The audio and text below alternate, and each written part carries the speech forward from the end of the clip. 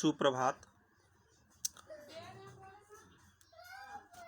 आज की इस वीडियो में आप सबों का स्वागत है।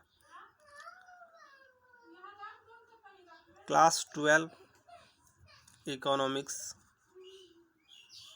की है। आज का जो टॉपिक है अर्थव्यवस्था की केंद्रीय समस्याएं। आज की जो टॉपिक है वो है अर्थव्यवस्था की केंद्रीय समस्याएं, जिसे मूलभूत समस्या भी कहते हैं। तो अर्थव्यवस्था की 3 केंद्रीय समस्याएं हैं। एक अर्थव्यवस्था की 3 केंद्रीय समस्याएं हैं या 3 प्रमुख समस्याएं हैं। सबसे पहला है क्या उत्पादन किया जाए, और कैसे उत्पादन किया जाए और किसके लिए उत्पादन किया जाए। सही बात है। तो क्या उत्पादन किया जाए, यह एक प्रत्येक देश के सामने एक विशाल एक जटिल समस्या है कि वह क्या उत्पादन करे, मतलब किन चीज़ों का उत्पादन करे और किन चीज़ों का उत्पादन नहीं करे। कौन सी चीज़ें अत्यधिक उपयोगी हैं, किन चीज़ों का बहुत ज़्यादा ज़रूरत है और किन चीज़ों का ज़रूरत कम है, इसकी पता लगाना बहुत बड़ी समस्या होती है।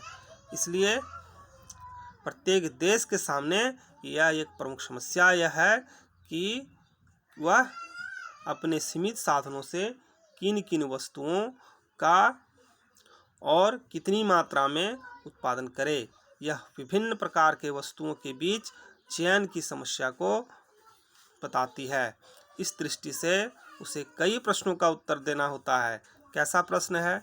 तो पहला आप देखिए, उपभोक्ता वस्तु और उत्पादक वस्तु। तो मतलब कहने का अर्थ ये है कि वो किस पर ज़्यादा ध्यान दे, उपभोक्ता वस्तुओं का ज़्यादा उत्पादन करे या उत्पादक वस्तुओं का। उपभोक्ता वस्तु क्या होता है? गेहूँ, कपड़ा, चीनी, चाय, और क्या होगा?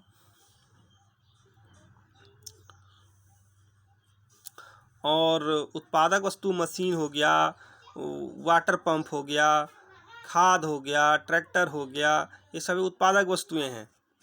अब है नागरिक वस्तुओं का करें या सैनिक वस्तुओं का। तो देश में तो दोनों की आवश्यकता है। नागरिक वस्तु का भी उतना ही आवश्यकता है जितना सैनिक वस्तुओं की आवश्यकता होती है। कपड़ा, जूते, घड़ियाँ, फ्रीज, टीवी, ये सब क्या होगा? मोबाइल, ये सभी नागरिक वस्तुएं हैं। और सैनिक वस्तुएं बंदूक हो गया, लड़ाकू विमान हो गया, और क्या होगा?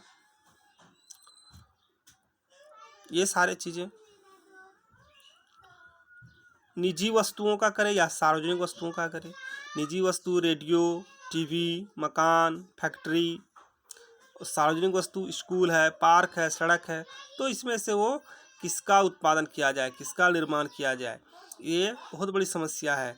तो इस चयन के आधार पर ही एक देश को यह निर्णय करना होता है कि वह किस वस्तु के उत्पादन में अपने सीमित साधनों की कितनी मात्रा लगाए। अब जो है दूसरा नंबर, कैसे उत्पादन किया जाए। ये भी एक बहुत जटिल समस्या है कि उत्पादन की तरीका क्या होनी चाहिए। इस समस्या का संबंध उत्पादन के लिए श्रम गहन विधि और पूंजी गहन विधि में से किसी एक का चुनाव करने से है।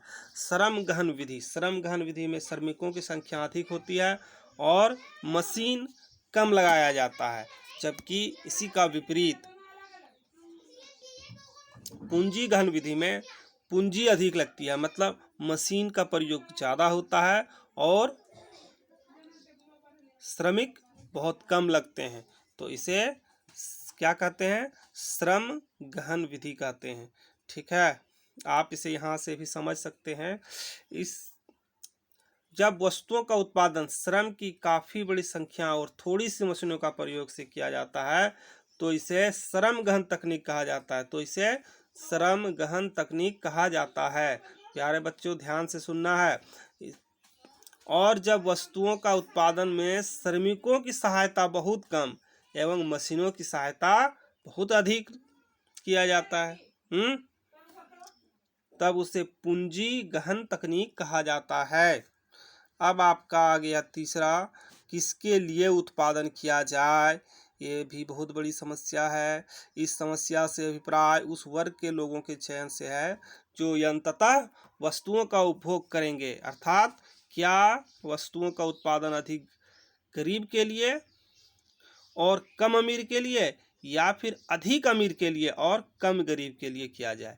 अमीर लोगों के लिए ज़्यादा उत्पादन किया जाए, या गरीब लोगों की ज़रूरतों को ज़्यादा उत्पादन किया जाए, या फिर गरीब लोगों की जो उत्पादन होता है उसको अधिक किया जाए और अमीर लोगों की जो चीज़ें हैं उसे कम उत्पादन किया जाए?